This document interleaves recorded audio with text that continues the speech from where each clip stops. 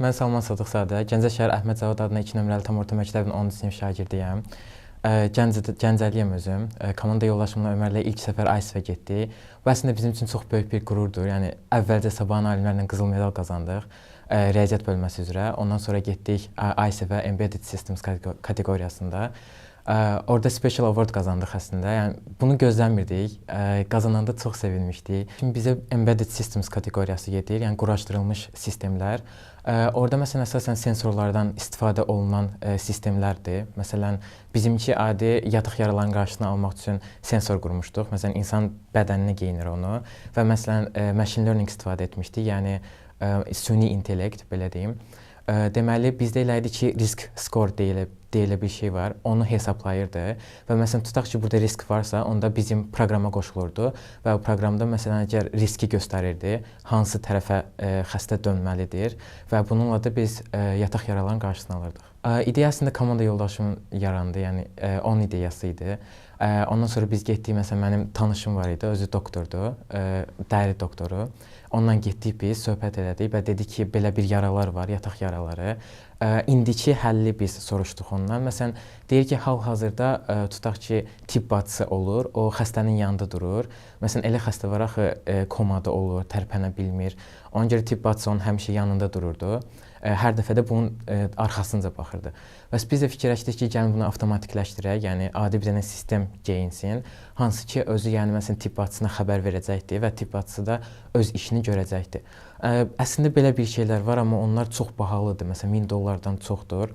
Bizim düzəltdiyimiz isə sadəcə $20. Buna görə də biz istəyirik ki, yəni bu Azərbaycanda bütün qospitallarda olsun. Bu layihəni icra etməkdə bizə ilk növbədə valideynlərimiz əlbəttə ki, kömək oldu. Yəni onların dəstəyi olmasa biz bunları əlbəttə ki, bacara bilməzdik. Biz əslində belə bir şey gözləmirdik. Yəni birinci biz Sabahın alimlərində hədəfimiz o idi ki, gedək qızıl qazanaq.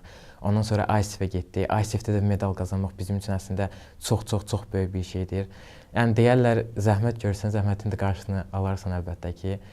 Çox sevincliyik, qürurluyuq və inşallah Azərbaycanı daha da yüksək çıxartmaq istəyirik. Belə əslində mən daha çox computer science, kompüter elmlərinə marağım 13 yaşımdan başlayıbdı.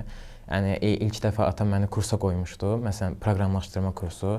Orada ilk sayt öyrənməyi öyrəndim. Ondan sonra da belə maraqlarım yarandı. Sonra Ömərlə 9-cu sinifdə tanış olmuşdu. Yəni ondan dost olandan sonra məsələn dedik ki, belə proyektlər var. Onu başladıq üzərində araşdırmağa, işləməyə. Ondan sonra çox sağ olsun mentorumuz Tural müəllim də bizə kömək elədi və ondan sonra biz dedik ki, bəs Sabahın alimlərinə verək layihəmizi. Riyaziyyat üzrə verdik və orada qızıl medal qazandıq. İnsan çalışsa daha çox, yəni əgər hədəf qoysa, belə deyim, hədəf qoysa ki, həm burada yaxşı eləmək istəyirəm, həm burada çalışsa, yəni ikisini də bacara bilər. Yəni mənim fikrim budur. Şans və istedada çox da inancım yoxdur. Yəni əgər insan zəhmət eləsə, yəni çox zəhmət çəksə, ondan sonra istədiyinə nail olacaq yəni. Gələcəkdə yəni mən öz startapımı qurmaq istəyirəm. Hal-hazırda da üstündə işləyirəm onun. Yəni gələcəkdə öz şirkətimi başladıb başqa bir layihə üzərində işləyirəm. İnşallah bahağı da xeyrisi. Mən Gəncə şəhər Mirzəli Paşayev adına 39 nömrəli məktəbin 10-cu sinif şagirdi Ömər Abdullayev. Regional AISF dünyanın ən böyük elm və təhsil sərgilərindən biridir.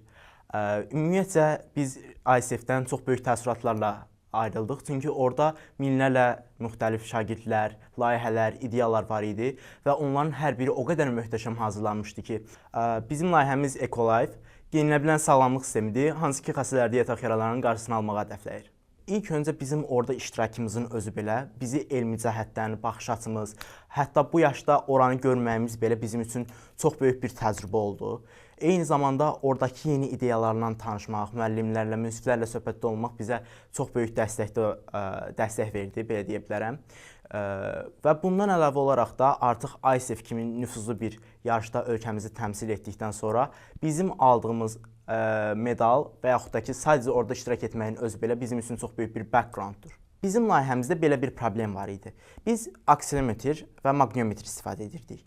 Burada problem o idi ki, biz uzun müddətli xəstənin mövqeyini ölçdükdə drift xətası yaranırdı. Bu hansı ki, belə desəm, uzun müddət mövqe ölçüləndə bəzi yanlışlar yaranırdı.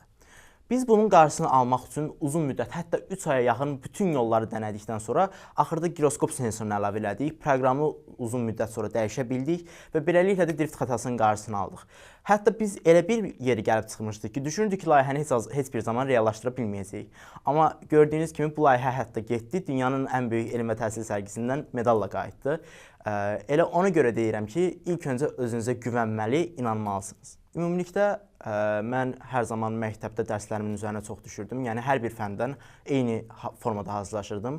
Ancaq hər kəsin bir sevdiyi fən olur. Bu məndə riyaziyyat fənni idi. Bizim layihəmizin əslində təməldə elə riyaziyyatla bağlıdır. Çünki biz Euler əyrililərindən istifadə edirik. Xəstənin mövqeyini roll, pitch və yol bucaqlarından istifadə edərək tapırıq.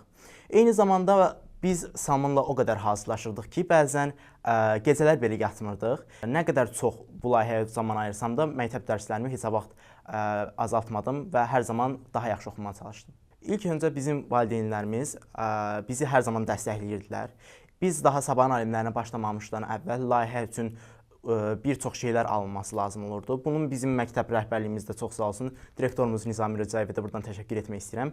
Çünki biz ilk öncə bizə cihaz üçün bəzi prototip lazım idi və prototipin yaranması üçün sensorlar, dataların alınması üçün bəzi cihazlara ehtiyacımız olurdu. Bunu bizim valideynlərimizin və direktorumuzun yardımı ilə etdik və bundan sonra da get-gedə layihəmizi inkişaf elətdirdik.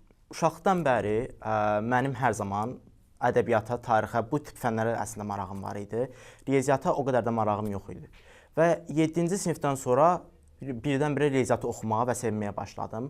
Amma bir müddət araşdırma apardıqdan sonra gördüm ki, əslində riyaziyyatı daha yaxşı oxuya bilmək üçün ilk öncə sən tarix və yaxud ədəbiyyat və yaxud da ki, heç sadə nağıllar olsun, uşaqlıqda oxuman lazımdır. Çünki sən romanların daxilindəki əlaqələri o qədər oxuyub öyrənirsən ki, ondan sonra həmin əlaqə qurma qabiliyyətini riyaziyyatda daha asanlıqla tətbiq edə bilirsən.